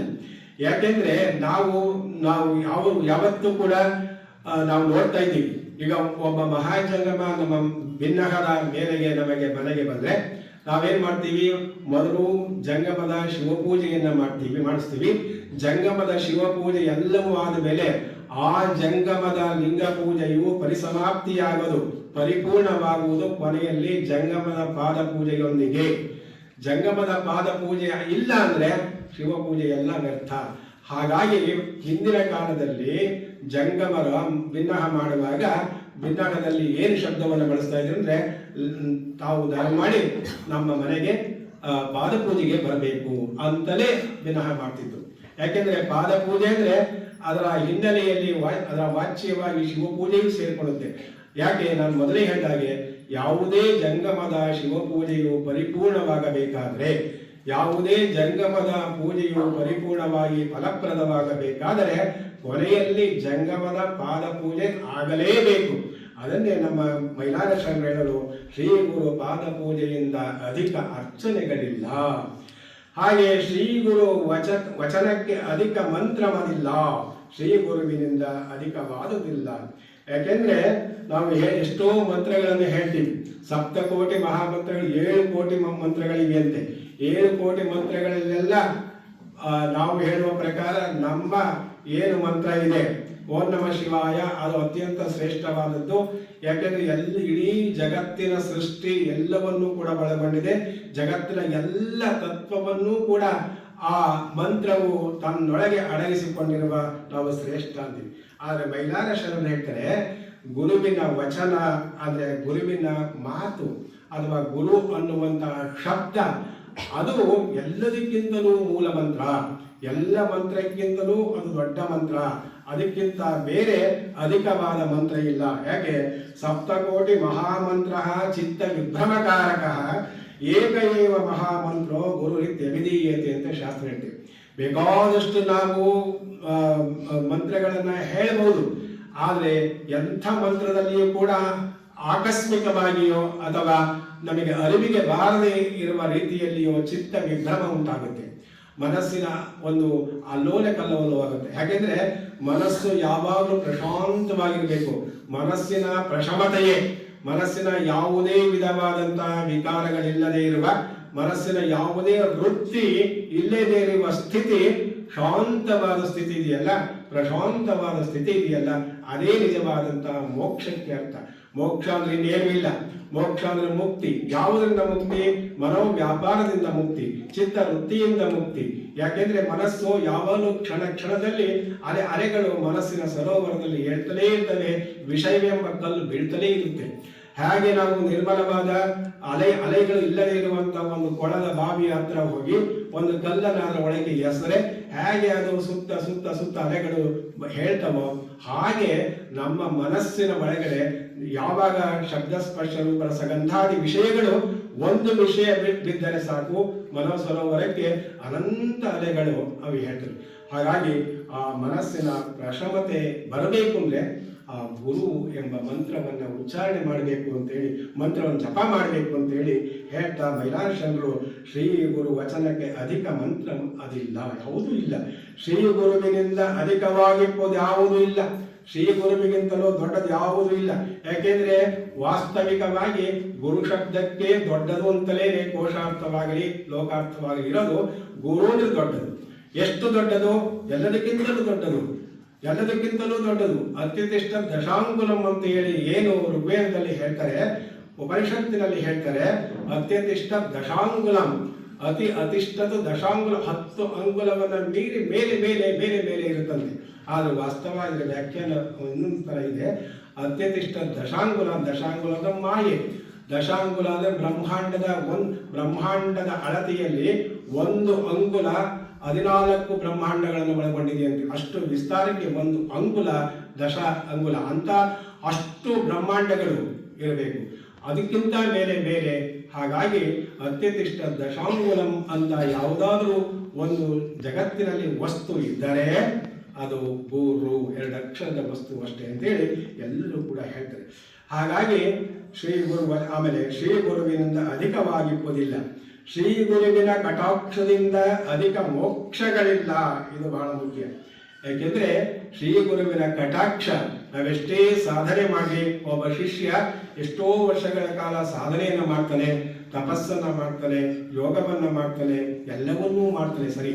ಅವನಿಗೆ ಇನ್ನೇನು ಅವನ ಕೊನೆಯ ಅವಸ್ಥೆಯನ್ನು ಮುಟ್ಟಿರ್ತಾನೆ ಸಾಧನೆಯಲ್ಲಿ, ಅಷ್ಟಾದರೂ ಕೂಡ ಗುರುವಿನ ಕಟಾಕ್ಷ ದೊರಕದ ಹೊರತು ಅವನಿಗೆ ಮೋಕ್ಷ ಸಾಧ್ಯವಿಲ್ಲ. ಹಾಗಾಗಿ ಅದಕ್ಕೋಸ್ಕರವೇ ಗುರೋ ಕಟಾಕ್ಷವೇದೇನ ಶಿವೋ ಭವತಿ ಮಾನವ ಅಂತ ಹೇಳ್ತೀವಿ. ಗುರುವಿನ ಕಟಾಕ್ಷದಿಂದ ಒಬ್ಬ ಸಾಮಾನ್ಯ ಮನುಷ್ಯನು ಕೂಡ, ಮನದಿಂದ ತುಂಬಿರುವ ಮನುಷ್ಯನು, ಮನ ಅಂದ್ರೆ ಅಜ್ಞಾನ, ಮನದಿಂದ ತುಂಬಿರುವಂತಹ ಮನುಷ್ಯನು ಕೂಡ ಶಿವನಾಗಬಲ್ಲ. ಶಿವ ಅಂದ್ರೆ ಮಂಗಳ ಸ್ವರೂಪಿಯಾಗಬಲ್ಲ ಒಬ್ಬ ಸಾಮಾನ್ಯ ಮನುಷ್ಯ. ಯಾವಾಗ? ಶ್ರೀ ಗುರುವಿನ ಕಟಾಕ್ಷ ನಮ್ಮ ಮೇಲೆ ಬಿದ್ದಾಗ, ಅವನ ಕೃಪೆಯ ನೋಟ ನಮ್ಮ ಮೇಲೆ ಬಿದ್ದಾಗ ನಾವು ಅದ್ಭುತವಾದಂತಹ ಪರಿವರ್ತನೆ ನಮ್ಮಲ್ಲಾಗುತ್ತೆ. ಅದಕ್ಕೋಸ್ಕರವೇ ಗುರೋ ಕಟಾಕ್ಷವೇದೇನ ಶಿವೋ ಭವತಿ ಮಾನವ, ಶಿವೋ ಭವತಿ ಮಾನವ, ಮನುಷ್ಯ ಶಿವನಾಗ್ತಂತೆ. ನೋಡಿ, ಒಂದೊಂದು ಶಿವ ಅಂದ್ರೆ ಅವರೇ ಆ ಶಿವ ಅಲ್ಲ, ಶಿವ ಶಬ್ದಕ್ಕೆ ಮಂಗಳ ಅಂತ ಅರ್ಥ, ಮಂಗಳ ಸ್ವರೂಪಿಯಾಗ್ತಾನೆ. ಮಂಗಳ ಸ್ವರೂಪಿ ಆದರೆ ಅವರು ಲಿಂಗವೇ ಆದ ಅಂತ. ಹಾಗಾಗಿ ಘಟಾಕ್ಷದಿಂದ ಅಧಿಕ ಮೋಕ್ಷಗಳಿಲ್ಲ. ಅಷ್ಟೇ ಅಲ್ಲ, ಮುಂದೆ ಹೇಳ್ತಾರೆ ನಿರುತನಿಂ ನಾಸ್ತಿ ತತ್ವಂ ಗುರೋಹೋ ಪರಂ ಎಂಬ ಸುರುಚಿರಾಗಮದಿಂದ ಗುರು ಅಧಿಕನು ಅಂತಪ್ಪ ಗುರು ಭಗವದ್ಭವರು. ನಾಸ್ತಿ ತತ್ವಂ ಗುರೋಹೋ ಪರಂ, ಹೌದು, ಗುರುವಿಗಿಂತಲೂ ಪರವಾದ ಶ್ರೇಷ್ಠವಾದದ್ದು ದೊಡ್ಡದು ಯಾವುದೂ ಇಲ್ಲ. ನಾಸ್ತಿ, ಇಲ್ಲವೇ ಇಲ್ಲ. ಗುರೋಹೋ ಪರತರಂ ತತ್ವಂ, ಮತ್ತೊಂದು ತತ್ವ ಯಾವುದೂ ಇಲ್ಲ ಅಂತ ಹೇಳ್ತಾರೆ. ಹಾಗಾಗಿ ಇದನ್ನೇ ನಮ್ಮ ಯಾರು ಸಿದ್ದರಾಮೇಶ್ವರರು ನಾನು ಮೇಲೆ ಹೇಳಿದಂತಹ ಎಲ್ಲ ಮಾತಿನ ಸಾರವನ್ನು ಬಟ್ಟಿ ಇಳಿಸಿ ತಮ್ಮೊಂದು ಅತ್ಯಂತ ಸುಲಲಿತವಾದ ಸುಭಗವಾದ ಒಂದು ವಚನದಲ್ಲಿ ಹೀಗೆ ಹೇಳ್ತಾರೆ, ಧ್ಯಾನಕ್ಕೆಲ್ಲ ಮೂಲ ಶ್ರೀ ಗುರುವಿನ ಮೂರ್ತಿ ಕಾಣಿರೋ. ಎಷ್ಟು ಸರಳ ಇದ್ರು. ಧ್ಯಾನಕ್ಕೆಲ್ಲ ಮೂಲ, ಮೂಲ ಅಂದರೆ ಮೂಲತ್ವಾದಿ ಕಾರಣಂ ಅಂತ, ಮೊದಲನೇ ಕಾರಣ. ಆ ಕಾರಣ ಯಾಕೆಂದರೆ ಒಂದು ಕಾರ್ಯದಲ್ಲಿ ಅನೇಕ ಕಾರಣಗಳು ಇರ್ತವೆ. ಯಾವುದೇ ಒಂದು ಕಾರ್ಯ ಸಿದ್ಧಿಸಬೇಕಾದ್ರೆ ಅದಕ್ಕೆ ನೇರವಾದ ಪ್ರಧಾನವಾದ ಕಾರಣ ಮಾತ್ರ ಅಲ್ಲ, ಅನೇಕ ಆನುಷಂಗಿಕ ಕಾರಣಗಳು, ಅದಕ್ಕೆ ಸಪೋರ್ಟಿವ್ ಕಾರಣಗಳು ಬೇಕಾದಷ್ಟು ಇರ್ತವೆ. ಆದರೆ ಅದನ್ನು ಮೂಲ ಅಂತ ಹೇಳ್ತಾರೆ, ಅದು ಮೂಲ ಕಾರಣ ಅಲ್ಲ. ಧ್ಯಾನಕ್ಕೆಲ್ಲ ಮೂಲ ಶ್ರೀ ಗುರುವಿನ ಮೂರ್ತಿ ಕಾಣಿರೋ, ಪೂಜೆಗೆಲ್ಲ ಮೂಲ ಶ್ರೀ ಗುರುವಿನ ಪಾದ ಕಾಣಿರೋ. ಅದನ್ನು ಅವ್ರು ಹೇಳಿದ್ದು ಶ್ರೀ ಗುರು ಪಾದ ಪೂಜೆಯಿಂದ ಅಧಿಕ ಅರ್ಚನೆಗಳಿಲ್ಲ ಅಂತ. ಮಂತ್ರಕ್ಕೆಲ್ಲ ಮೂಲ ಶ್ರೀ ಗುರುವಿನ ವಾಕ್ಯ ಕಾಣಿರೋ, ಮುಕ್ತಿಗೆಲ್ಲ ಮೂಲ ಶ್ರೀ ಗುರುವಿನ ಕೃಪೆ ಕಾಣಿರೋ. ಕೊನೆಯಲ್ಲಿ ಹೇಳ್ತಾರೆ ಸಿದ್ದರಾಮೇಶ್ವರರು, ಇದೆಲ್ಲ ನಾನು ಏನು ಹೇಳಿದೆ ಇದೆಲ್ಲದರ ಸಾರ ಇದೆ. ಅದು ಹೇಗೆ ಹೇಳ್ತಾರೆ, ಶ್ರೀ ಗುರು ಹೇಳಿದಂತಿಹುದೇ ವೇದ ಆಗಮ ಶಾಸ್ತ್ರ ಪುರಾಣ ಕಾಣಿರೋ. ನೀವೇನೇ ವೇದದಲ್ಲಿ 4 ವೇದಗಳ 3 ವೇದಗಳಲ್ಲಿ ಏನೇ ಹೇಳಿರಲಿ, ವೇದಗಳ ಅಂತಿಮ ಭಾಗವಾದಂತಹ ದಶೋಪನಿಷತ್ತುಗಳಲ್ಲಿ ಏನೇ ಹೇಳಿರಲಿ, ಅವುಗಳಿಂದ ಬಂದಂತಹ 28 ಶಿವಾಗಮಗಳಲ್ಲಿ ಏನೇ ಹೇಳಿರಲಿ, ವೇದ ಆಗಮ ಶಾಸ್ತ್ರ ಷಟ್ಶಾಸ್ತ್ರಗಳಿರ್ಬೋದು, ಅದ್ವೈತಾದಿ ದರ್ಶನಗಳಿರ್ಬೋದು, ಶಾಸ್ತ್ರಗಳಿರ್ಬೋದು, ಇಲ್ಲಿ ಏನೇನು ಹೇಳಿದೆಯೋ ಇದೆಲ್ಲದರ ಸಾರ ಈ ನನ್ನ ವಚನವೇ ಅಂತ ಶ್ರೀ ಗುರು ಹೇಳಿದಂತಿಹುದೇ ವೇದಾಗಮ ಶಾಸ್ತ್ರ ಕಾಣಿರೋ ಪ್ರಕಟಸಿದ್ಧ ಮಲ್ಲಿಕಾರ್ಜುನ ಅಂತೇಳಿ ನಮ್ಮ ಶಿವಯೋಗಿ ಸಿದ್ದರಾಮೇಶ್ವರರು ಹೇಳ್ತಾರೆ. ಧ್ಯಾನಕ್ಕೆಲ್ಲ ಮೂಲ ಶ್ರೀ ಗುರುವಿನ ಮೂರ್ತಿ ಕಾಣಿರೋ, ಪೂಜೆಗೆಲ್ಲ ಮೂಲ ಶ್ರೀ ಗುರುವಿನ ಪಾದ ಕಾಣಿರೋ, ಮಂತ್ರಕ್ಕೆಲ್ಲ ಮೂಲ ಶ್ರೀ ಗುರುವಿನ ವಾಕ್ಯ ಕಾಣಿರೋ, ಮುಕ್ತಿಗೆಲ್ಲ ಮೂಲ ಶ್ರೀ ಗುರುವಿನ ಕೃಪೆ ಕಾಣಿರೋ. ಶ್ರೀ ಗುರು ಹೇಳಿದಂತಿಹುದೇ, ಶ್ರೀ ಗುರು ಏನು ಹೇಳ್ತಾನೋ ಅದು ಈ ಎಲ್ಲ ವೇದಾಗಮ ಶಾಸ್ತ್ರದಲ್ಲಿ ಹೇಳಿದೆ. ವೇದಾಗಮ ಶಾಸ್ತ್ರಗಳಲ್ಲಿ ಏನು ಹೇಳಿದೆ ಅದೆಲ್ಲವೂ ಗುರುವಾಕ್ಯದಲ್ಲಿ ಇದೆ ಅಂತೇಳಿ ವೇದಾಗಮ ಶಾಸ್ತ್ರ ಕಾಣಿರೋ ಕಪಿಲಸಿದ್ಧ ಮಲ್ಲಿಕಾರ್ಜುನ ಅಂತೇಳಿ ನಮ್ಮ ಶಿವಯೋಗಿ ಸಿದ್ದರಾಮೇಶ್ವರರು ಈಗ ಹೇಳ್ತಾರೆ. ಹಾಗೆ ಮೈಲಾರಶಂಕರ ಇನ್ನೊಂದು ಪದ್ಯದಲ್ಲಿ ಹೀಗೆ ಹೇಳ್ತಾರೆ, ಶ್ರೀ ಗುರುವೇ ಅಗ್ರಾನ ತಿಮಿರಾರ್ಕ ಭವಭಂಜನನು, ಶ್ರೀ ಗುರುವೇ ಭಕ್ತಿ ಜ್ಞಾನ ವೈರಾಗ್ಯಮಂದಿರನು, ಶ್ರೀ ಗುರುವೇ ದೀಕ್ಷೆ ಸುಶಿಕ್ಷೆ ಮೋಕ್ಷ ಕಾರಣಕರ್ತನಲ್ಲದ ಇನ್ನೋರ್ವರಿಲ್ಲ, ಶ್ರೀ ಗುರುವಿನಿಂದ ಅಧಿಕ ದೈವಂಗಳಿಲ್ಲೆಂದರಿದು ಹರನು ನಗುರೋರಧಿಕಂ ನಗುರೋರಧಿಕಂ ನಗುರೋರಧಿಕಂ ವಿದಿತಂ ವಿದಿತಂ ವಿವಿಧಂ ವಿದಿತಂ ಶಿವಶಾಸನತಃ ಎಂದೋದಿದನು ನಿರುತವಿದು ಕೇಳು ಸದ್ಗುರುವು ಅಧಿಕನು ಅಂತಪ್ಪ ಗುರುಕರೋದ್ಭವರು ಅಧಿಕರು. ಎಷ್ಟು ಹೇಗಂದ್ರೆ, ಶ್ರೀ ಗುರುವೇ ಅಜ್ಞಾನ ತಿಮಿರಾರ್ಕ ಭವಭಂಜನನು.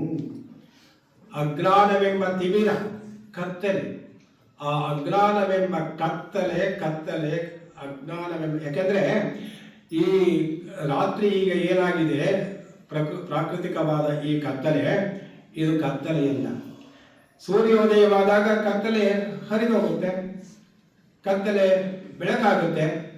ಆದರೆ ಅಜ್ಞಾನವೆಂಬ ಕತ್ತಲೆ ಸೂರ್ಯೋದಯವಾದರೂ ಅದು ಬೆಳಕಾಗೋದಿಲ್ಲ. ಯಾಕೆ? ಆ ಕತ್ತಲೆ ಇರುವುದು ನಮ್ಮೆಲ್ಲರ ಹೃದಯವೆಂಬ ಗವಿಯೊಳಗೆ, ಹೃದಯ ಗಹ್ವರದೊಳಗಿರುವ ಕತ್ತಲೆ. ನಮ್ಮೊಳಗಿರುವಂತಹ ಕಗ್ಗತ್ತಲೆ ಸೂರ್ಯ ಉದಯವಾದರೂ ಕೂಡ ಅದು ಕರಗದು. ಆ ಕತ್ತಲೆ ಏನಾದರೂ ಹೋಗ್ಬೇಕು ಅಂದ್ರೆ ಗುರು ಭಾಸ್ಕರನ ಉದಯವಾಗಬೇಕು. ಗುರುವೆಂಬ ಸೂರ್ಯ ನಮ್ಮೊಳಗೆ ಉದಯಿಸಿದಾಗ ಆಗ ನಮ್ಮ ಹೃದಯವೆಂಬ ಅಂತರಂಗವೆಂಬ ಗವಿಯೊಳಗಿರುವ ಅಜ್ಞಾನವೆಂಬ ಕತ್ತಲೆ ಅದು ಹೊರದೂಡಲ್ಪಡುತ್ತೆ, ಅದು ಹೋಗುತ್ತೆ. ಹಾಗಾಗಿ ಗುರುವೇ ಅಜ್ಞಾನ ತಿಮಿರಾರ್ಕ ಭವಭಂಜನನು. ಭವಭಂಜನ ಅಂತೆ. ಭವ ಅಂದ್ರೆ ಈ ಹುಟ್ಟು ಸಾವು ಸಂಸಾರ ಏನಿದೆ, 84 ಲಕ್ಷ ಜೀವರಾಶಿಗಳಲ್ಲಿ ನಾವು ಮಾಡಿದ ಕರ್ಮಕ್ರಮವಾಗಿ, ಯಾಕೆಂದ್ರೆ ಈ ಜನ್ಮಾಂತರಗಳನ್ನ ಬಸವಣ್ಣನವರು ಕೂಡ ತಮ್ಮ ವಚನದಲ್ಲಿ ದೀರ್ಘವಾಗಿ ಹೇಳ್ತಾರೆ. ನಮಗೆ ಹಿಂದಿನ ಜನ್ಮದ ಉಂಟು, ಆದರೆ ಮುಂದಿನ ಜನ್ಮ ಇಲ್ಲ. ಹೀಗೆ ಏನೇನು ನಾವು ಆ ಭವದಲ್ಲಿ ನಾವು ಏನೇನು ಅನುಭವಿಸಿದ್ದೀವೋ ಅದೆಲ್ಲವನ್ನ ಭಂಜನ, ಅದೆಲ್ಲವನ್ನ ಹರಿದೋಡಿಸುವ, ಅದೆಲ್ಲವನ್ನ ಕಳೆಯುವಂತ ಅವನೇ ಶ್ರೀ ಗುರು ಅಂತ ಹೇಳಿದೆ. ಯಾಕೆಂದ್ರೆ ಗೊತ್ತು, ಗುರು ಅನ್ನುವಂಥ ಆ ಶಬ್ದದೊಳಗೆ 2 ಅಕ್ಷರಗಳಿವೆ. ಅದನ್ನ ನಮ್ಮ ಶಾಸ್ತ್ರ ಹೇಳುತ್ತೆ, ಗುಶಬ್ದ ಸ್ವಂಧಕಾರಸ್ಯ ಋಷಬ್ದ ತನ್ನಿರೋಧಕ ಅಂಧಕಾರ ನಿರೋಧಿತ್ವ ಗುರುವಿತ್ಯಭಿಧೀಯತೆ. ಗುರು 2 ಅಕ್ಷರ ಇರೋದು, ಎಷ್ಟು ದೊಡ್ಡದು ನೋಡಿ. 2 ಅಕ್ಷರದ ಆ ತತ್ವ ಜಗತ್ತಿನಲ್ಲಿ ಯಾವುದು ಅದರ ಸಮಾನವಾದ ಎತ್ತರ ಇಲ್ಲ. ಹೇಗೆ ಗುಶಬ್ದ ಸ್ಪಂದಕಾರಸ್ಯ, ಗು ಎಂದರೆ ಕತ್ತಲೆ, ಗು ಅನ್ನುವ ಅಕ್ಷರಕ್ಕೆ ಕತ್ತಲೆ ಅಂತ ಅರ್ಥ. ರು ಅನ್ನುವ ಶಬ್ದಕ್ಕೆ ಅದನ್ನು ತಡೆಯುವುದು, ಋಷಬ್ದ ಸ್ಪಂದ ನಿರೋಧಕ, ಅದನ್ನು ತಡೆಗಟ್ಟುವುದು ರು. ಗು ಅಂದರೆ ಕತ್ತಲೆ, ರು ಅಂದರೆ ಹೊರದೂಡುವುದು, ತಡೆಯುವುದು. ಹಾಗಾಗಿ ಅಂಧಕಾರ ನಿರೋಧಿತ್ವ, ನಮ್ಮೊಳಗಿರುವ ಅಜ್ಞಾನವೆಂಬ ಕತ್ತಲೆಯನ್ನ ಹೋಗಲಾಡಿಸುವ ವಸ್ತುವಾದ್ದರಿಂದ, ಮಹಾಚೇತನವಾದ್ದರಿಂದ ಗುರು ಇತ್ಯಭಿಧೀಯತೆ. ಅದನ್ನು ಗುರು ಅಂತೇಳಿ ಕರೀತಾರೆ. ಆಮೇಲೆ ಗುರುವೇ ಭಕ್ತಿ ಜ್ಞಾನ ವೈರಾಗ್ಯ ಮಂದಿರನು, ಇದು ಬಹಳ ಮುಖ್ಯ.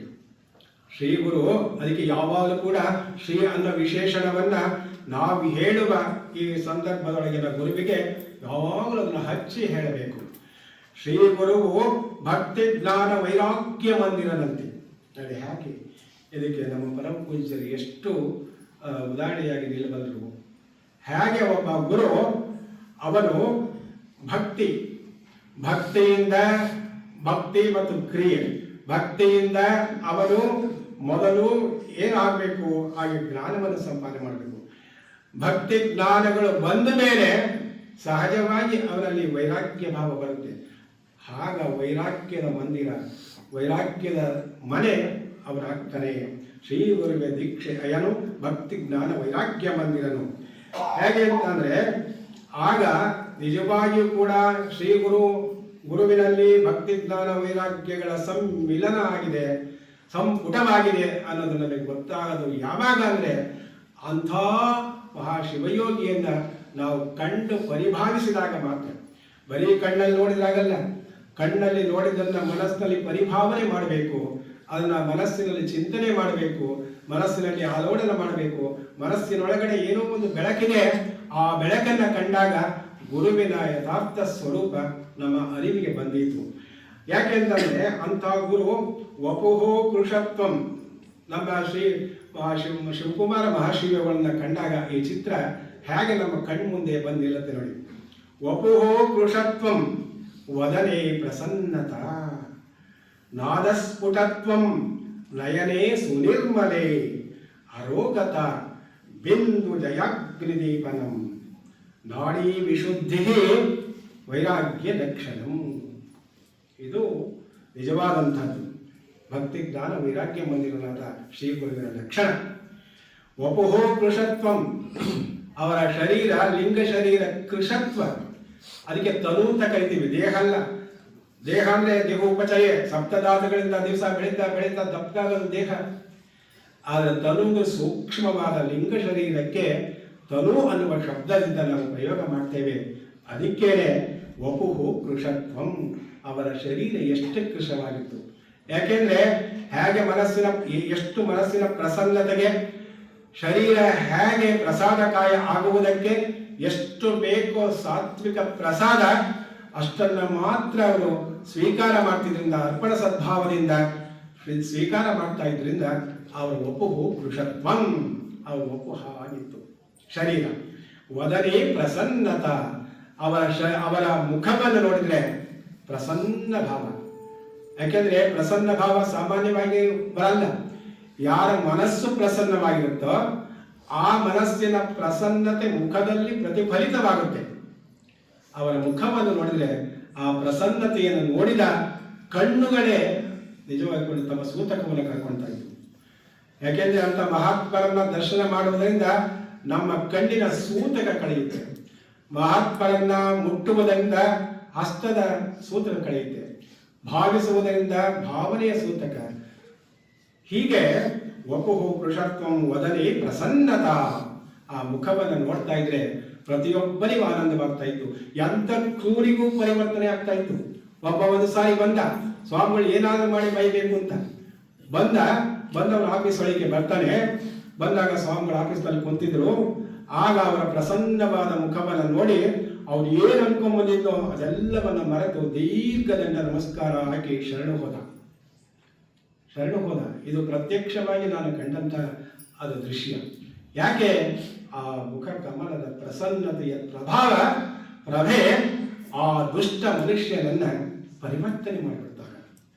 ಹಾಗೆ ವದನೆ ಪ್ರಸನ್ನತ ನಾದ ಸ್ಫುಟತ್ವಂ, ಅವರ ಮಾತು ಎಷ್ಟು ಸ್ಫುಟವಾಗಿತ್ತು, ಆ ಮಾತಿನಲ್ಲಿ ಎಷ್ಟು ದೀಪ್ತಿ ಇತ್ತು, ಮಾತು ಎಷ್ಟು ರುಜುವಾಗಿತ್ತು, ಮಾತಿನಲ್ಲಿ ಎಷ್ಟು ಆ ಮುತ್ತಿನ ಹಾರದಂತೆ ಆಕರ್ಷಣವಾಗಿತ್ತು. ಇದು ನಾದಸ್ಫುಟತ್ವಂ. ನಯನೇ ಸುನಿರ್ಮಲೆ, ಅವರ ಕಣ್ಣುಗಳನ್ನು ನೋಡಬೇಕು. ನಯನೆಯಲ್ಲಿ 2 ಕಣ್ಣುಗಳು, ನಿರ್ಮಲವಾದ ಕಣ್ಣುಗಳು. ಅಖಂಡವಾದ ಬ್ರಹ್ಮಚರ್ಯವನ್ನು ಯಾರು ಪರಿಪಾಲನೆ ಮಾಡಿರ್ತಾರೋ, ತಪಸ್ಸನ್ನು ಸಿದ್ಧಿಯನ್ನು ಮಾಡಿಕೊಂಡಿರ್ತಾರೋ, ಅವರ ಕಣ್ಣುಗಳು ಹೇಗಿರ್ತವೆ ಗೊತ್ತಾ? ಹಿಮಾಲಯದಲ್ಲಿ ಇವತ್ತು 100, 120, 150 ವರ್ಷಗಳ ಕಾಲ ಅಖಂಡವಾದ ಬ್ರಹ್ಮಚರ್ಯನ್ನ ಕಾಪಾಡಿಕೊಂಡಂತಹ ಯೋಗಿಗಳ ಕಣ್ಣಿನಲ್ಲಿ ವೀರ್ಯ ಪತನವಾಗುತ್ತೆ. ಯಾಕೆಂದ್ರೆ ಅವರು ಊರ್ಧ್ವರೇತಸರು, ಅವರ ವೀರ್ಯ ಊರ್ಧ್ವಮುಖವಾಗಿ ಹರಿಯುತ್ತೆ, ಅಧೋಮುಖವಾಗಿ ನಮ್ಮ ಹಾಗೆ ಹರಿಯಲ್ಲ. ಹಾಗಾಗಿ ಅಂತ ಅಖಂಡ ಬ್ರಹ್ಮಚಾರಿಗಳ ಆ ಕಣ್ಣಿನಲ್ಲಿ ಹಾಕಬೇಕು. ಅವರ ಕಣ್ಣುಗಳನ್ನು ನೋಡಿದ್ರೆ ಹೇಗೆ ನಿರ್ಮಲೆ ನಯನೇ ಸುನಿರ್ಮಲೆ. ಅರೋಗತ, ಯಾವುದೇ ರೋಗವಿಲ್ಲ. ದೈಹಿಕವಾಗಿ ಬಂದಂತ ಈ ರೋಗವನ್ನು ಬಿಟ್ರೆ ಯಾವತ್ತೂ ಅವರ ಆತ್ಮಕ್ಕೆ ರೋಗವೇ ಅಂಟಿಲ್ಲ. ಯಾವತ್ತೂ ಕೂಡ ಅವರ ರೋಗಿಷ್ಠರೇ ಅಲ್ಲ, ಅರೋಗತ. ಅಷ್ಟೇ ಅಲ್ಲ, ಬಿಂದು ಜಯೋಗ್ನಿ ದೀಪನಂ, ಇದು ಬಹಳ ಮುಖ್ಯ. ಬಿಂದುವನ್ನ ಜಯಿಸಿದ್ರು. ಬಿಂದು ಅಂದ್ರೆ ಅಖಂಡ ವೀರ್ಯವನ್ನ ಜಯಿಸಿದ್ರು. ಯಾರು ಬಿಂದುವನ್ನ ಜಯಿಸ್ತಾರೋ ಅದು ಅವರು ಜಗತ್ತನ್ನೇ ಜಯಿಸಬಲ್ಲರು. ಜಗತ್ತನ್ನ ವಶೀಕರಣ ಮಾಡ್ಕೋಬೇಕಾದ್ರೆ, ಜಗಜ್ಜೇತಾರರಾಗಬೇಕಾದ್ರೆ ಅವರಲ್ಲಿ ಅಧಿಕಾರ, ಹಣ, ಸಂಪತ್ತಲ್ಲ. ಅವರ ಬಿಂದು ಜಯ, ಅವರ ಬ್ರಹ್ಮಚರ್ಯೇ. ಆ ಬಿಂದುವನ್ನ ಯಾರು ಜಯಿಸಿರ್ತಾರೋ, ನಿಗ್ರಹ ಮಾಡಿರ್ತಾರೋ, ಆತ ಇಡೀ ಜಗತ್ತನ್ನ ತನ್ನ ಲೋಕ ಸಂಗ್ರಹವನ್ನು ಮಾಡುವುದರ ಮುಖಾಂತರ ಅವನು ವಶೀಕರಣ ಮಾಡಿಕೊಂಡಲ್ಲ.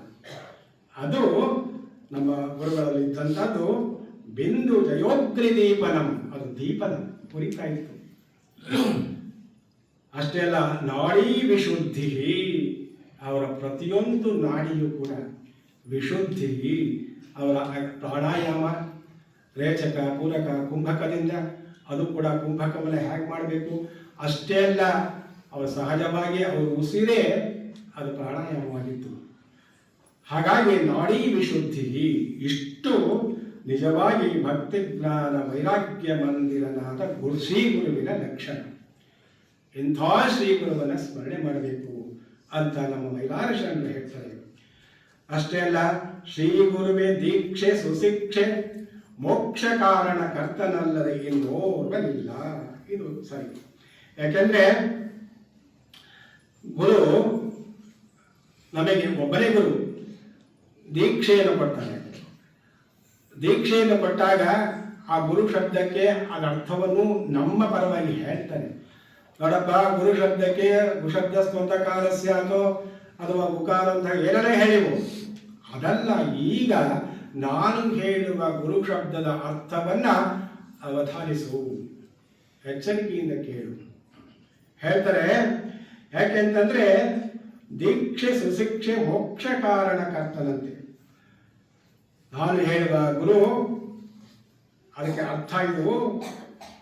ಗು ಅಂದ್ರೆ ಗುಣಾತೀತಂ, ರು ಅಂದ್ರೆ ರೂಪಾತೀತಂ, ಗುಣಾತೀತಂ ರೂಪಾತೀತಂ ಯೋ ದಧ್ಯಾತ್ ಸ ಗುರು ಇತ್ಯಭಿಧೀಯತೆ. ಗುಣಾತೀತವಾದ, ಯಾವುದೇ ಗುಣಗಳಿಲ್ಲ ನಮ್ಮ ಇಷ್ಟಲಿಂಗಕ್ಕೆ, ಯಾವುದೇ ಗುಣಗಳಿಲ್ಲ. ಆ ಗುಣಕ್ಕೆ ಅತೀತವಾದ, ನಾಮರೂಪ ಕ್ರಿಯೆಗಳಿಲ್ಲ. ರೂಪಾತೀತವಾದ, ಗುಣಾತೀತವಾದ, ರೂಪಾತೀತವಾದಂತಹ ಯಾವ ಪರವಸ್ತು ಇದೆಯೋ, ನಮ್ಮ ಕೈಗೆ ಕೊಡ್ತಾನೋ ಯಾವ ಪರವಸ್ತು ಇದೆಯೋ ಅದೇ ಗುರು ಶಬ್ದಕ್ಕರ್ಥ, ಅದೇ ಈ ಲಿಂಗ. ಹಾಗಾಗಿ ಅಂತೇಳಿ ನಮಗೆ ಸಂಸ್ಕಾರವನ್ನು ಕೊಟ್ಟು, ಇಷ್ಟಲಿಂಗವನ್ನು ನಮಗೆ ಕೊಟ್ಟು, ಆಮೇಲೆ ಅದಕ್ಕೆ ಬೇಕಾದಂತಹ ಬೋಧೆಯನ್ನು ಮಾಡಿ, ಆಮೇಲೆ ಅವನು ಸರಿಯಾಗಿ ಪಾಲನೆ ಮಾಡ್ತಾನೋ ಇಲ್ವೋ ಅಂತೇಳಿ ಜ್ಞಾನ ಗುರುವಾಗಿ ಮೋಕ್ಷ ಗುರುವಾಗಿ ಅವರನ್ನು ಕಾಪಿಟ್ಟು ಹೀಗೆಲ್ಲ ಮಾಡಿ ನಮಗೆ ಆ ಗುರುವು ಇರೋದ್ರಿಂದ ಅಂಥ ಶ್ರೀ ಗುರುವೇ ದೀಕ್ಷೆ ಸುಶಿಕ್ಷೆ ಮೋಕ್ಷ ಕಾರಣಕರ್ತನಲ್ಲದೆ ಜಗತ್ತಿನಲ್ಲಿ ಸಂಸ್ಕಾರ ಕೊಡುವಂತಹ ಇನ್ಯಾವ ವ್ಯಕ್ತಿಯೂ ಇಲ್ಲ. ಏನೇನೋ ಹೇಳ್ಬೋದು, ಆ ಸಂಸ್ಕಾರ ಈ ಸಂಸ್ಕಾರ ಭೂ ಸಂಸ್ಕಾರ ಅಂತ, ಯಾವ ಸಂಸ್ಕಾರವೂ ಇಲ್ಲ. ಗುರುವು ಕೊಡುವಂತಹ ಈ ಸಂಸ್ಕಾರ ಇದೆಯಲ್ಲ, ಅದು ಇನ್ನೋರ್ವನಿಲ್ಲ. ಶ್ರೀ ಗುರುವಿನಿಂದ ಅಧಿಕ ದೈವಂಗಳಿಲ್ಲ ಎಂದು ಅರಿದು ನೋಡಿ. ಅದಕ್ಕೆ ಹೇಳಿದ್ದು ಗುರುವು ತಾನೆಂದೆಂಬ ಶಬ್ದಕ್ಕಿರುವ ಪರಮಾರ್ಥವನ್ನು ಪರಿಕಿಸೆ ಗುರುವಿನ ಆದಿಯ ವರ್ಣಂ ಕತ್ತಲೆ ಅಂತ್ಯವರ್ಣ. ಅದು ಮೊದಲೇ ಹೇಳಿದೆ, ಬೆಳಕು ಗುರು ಹೇಗೆ. ಆಮೇಲೆ ಏನು, ಗುರುವಿನಿಂದ ಅಧಿಕ ದೈವಗಳಿಲ್ಲೆಂದರಿತು, ಗುರುವಿಗಿಂತಲೂ ದೊಡ್ಡ ದೈವ ಯಾವುದೂ ಜಗತ್ತಿನಲ್ಲಿ ಅಂತ ತಿಳ್ಕೊಂಡು ಯಾರು ಶಿವ ಹೇಳ್ತಾನಂತೆ, ಹರನು ನಗರೋರಧಿಕಂ ಎಂದು ಓದಿದನು. ಸಾರಿ ಹೇಳ್ತಾನೆ. ಅದಕ್ಕೆ ಗುರುವಿನಿಂದ ಅಧಿಕ ದೈವಗಳಿಲ್ಲ ಅಂತ ಯಾರು ಹೇಳಿದ್ದಲ್ಲ, ಆ ಶಿವನೇ ಹೇಳಿದ್ದು. ಓದಿದನು ಅಂದ್ರೆ ಅದಕ್ಕೆ ಬಹಳ ಅರ್ಥವಿದೆ. ಒಂದ್ಸಾರಿ ಹೇಳಿಲ್ಲ. ನಗುರೋರಧಿಕಂ ತತ್ವಂ, ನಗುರೋರಧಿಕಂ ತತ್ವಂ, ನಗುರೋರಧಿಕಂ ತತ್ವಂ, ವಿದಿತಂ ವಿದಿತಂ ವಿದಿತಂ ಶಿವಶಾಸನತಃ ಶಿವಶಾಸನತಃ ಶಿವಶಾಸನತಃ ಅಂತೇಳಿ ಇದು 3 ಸಾರಿ ಹೇಳ್ದ. ಅವನು ಓದಿದ ಅಂತೇಳಿ ತುಂಬ ಚೆನ್ನಾಗಿ ಹೇಳ್ತಾರೆ. ಹಾಗಾಗಿ ನಗುರೋರಧಿಕಂ ತತ್ವಂ 3 ಸಾರಿ ಯಾಕೆ ಹೇಳಿದ್ರು ಅಂತಂದ್ರೆ, ಮರ್ತ್ಯಲೋಕದಲ್ಲಾಗಲಿ, ಪಾತಾಳ ಲೋಕದಲ್ಲಾಗಲಿ, ಕಲ್ಪಿತ ಸ್ವರ್ಗಲೋಕದಲ್ಲಾಗಲಿ, ಯಾವ ಲೋಕದಲ್ಲಿ ಆಗಲಿ, ಎಲ್ಲಿ ಆಗಲಿ, ಎಲ್ಲೂ ಕೂಡ ಇಲ್ಲ ಅನ್ನುವ ಅರ್ಥವನ್ನ 3 ಅನ್ನುವ ಸಂಖ್ಯಾವಾಚಕದಿಂದ ಅದನ್ನು ಓದಿದನು. ಆ 3ರ ಸಂಖ್ಯೆಗೆ ಬಹಳವಾಗಿ ನಮ್ಮಲ್ಲಿ ಸಾಂಕೇತಿಕ ಅರ್ಥ ಇದೆ. ಅಂಥದ್ದನ್ನು ಓದ್ದ ಶಿವನೇ ಓದಿದ. ಅದು ಶಿವಶಾಸನತಃ ಶಿವಶಾಸನತಃ ವಿದಿತಂ ವಿದಿತಂ ವಿದಿತಂ. ಶಿವನೇ ಮಾಡಿದ ಶಾಸನ ಇದು. ಶಿವನೇ ಓದಿದ ಶಾಸನ, ಶಿವನೇ ಬರೆದ ಶಾಸನ, ಶಿವನೇ ಹೇಳಿದ ಶಾಸನ. ಶಾಸನ ಅಂದ್ರೆ ಶಾಸ್ತ್ರ ಹೀಗೇ ನಡಿಬೇಕು, ಶಾಸ್ತ್ರ ಯೋಗ್ಯ.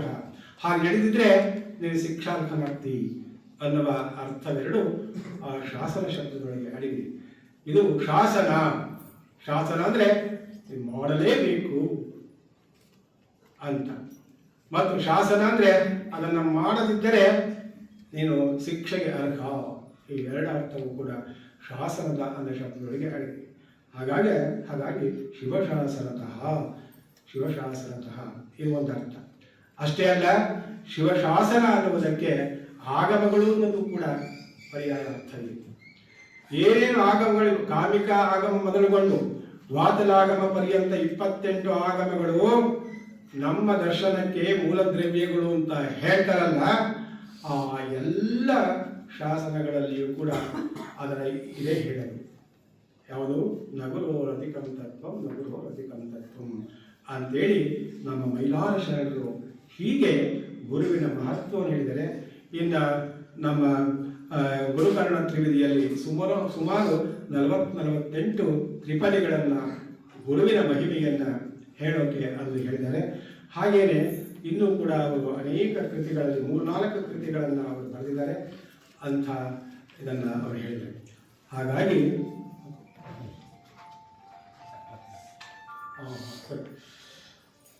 ಹಾಗಾಗಿ ಮತ್ತೊಮ್ಮೆ ನಿಮ್ಮೆಲ್ಲರ ಅಂತರಾತ್ಮಕ್ಕೆ ನನಗೆ ಹೇಳಬೇಕು ಅಂತಿದೆ.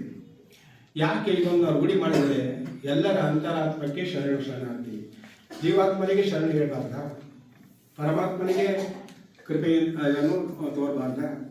ಅಂದರೆ ಆಗ ಆತ್ಮನಲ್ಲಿ 3 ವಿಧ ಅಂದರೆ ಇನ್ನೂ 3 ವಿಧ. ಜೀವಾತ್ಮ, ಅವನನ್ನು ಬದ್ಧಾತ್ಮ ಅಂತ ಕರೀತಾರೆ. ಇನ್ನೂ ಕೂಡ ಮಲತ್ರಯಗಳಲ್ಲಿ ಒದ್ದಾಡ್ತಾ ಇರ್ತಾನೆ, ಅವನ ಜೀವಾತ್ಮ. ಅಂತರಾತ್ಮ ಅಂದರೆ ಗುರು ಕರುಣೆಯಿಂದ ಶುದ್ಧಾತ್ಮನಾಗಿರ್ತಾನೆ. ಅವನಲ್ಲಿ ಜಿಜ್ಞಾಸತ್ವ ಇರುತ್ತೆ, ತತ್ವವನ್ನು ತಿಳಿಬೇಕು ಅನ್ನುವಂಥ ಒಂದು ಕುತೂಹಲ ಇರುತ್ತೆ. ಹಾಗಾಗಿ ಆ ಅವಸ್ಥೆಯಲ್ಲಿರುವಂಥ ಒಳಗಿನ ನಮ್ಮೆಲ್ಲರ ಆ ಜಿಜ್ಞಾಸು ಶುದ್ಧವಾದ ಆತ್ಮ ಇದೆಯಲ್ಲ, ಇದಕ್ಕೆ ನಾವು ರೂಢಿಯಲ್ಲಿ ಅಂತರಾತ್ಮ ಅಂತ ಕರಿತೀವಿ. ಅದಕ್ಕೆ ನಾನು ಮೊದಲು ನಿಮ್ಮೆಲ್ಲರ ಅಂತರಾತ್ಮಕ್ಕೆ ಶರಣನ್ನು ಹೇಳಿದ್ದು. ಹಾಗಾಗಿ ಆ ಆತ್ಮದ 3 ವಿಧವನ್ನು ಇನ್ನೊಂದು ಸಾರಿ ಯಾವಾಗಲೂ, ಯಾಕೆಂದರೆ ಇದು ಅನಿವಾರ್ಯವಾಗಿ ಒದಗಿ ಬಂದ ಸೌಭಾಗ್ಯ. ಹಾಗಾಗಿ ಇಷ್ಟು ಹೊತ್ತು ನಾನು ಏನು ಮೈಲಾರ ಶರಣರನ್ನು ಕುರಿತು ಹೇಳಿದ್ರು, ಇನ್ನೂ ಹೇಳಬೇಕು ಅಂತ ಇದ್ದು ಅದರ ಸಮಯದ ಭಾಗ.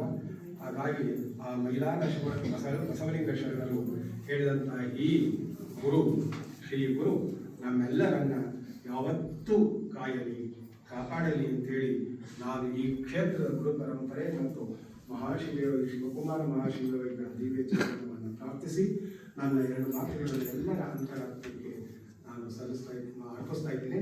ಶಿವಂ ಭೂಯಾತ್.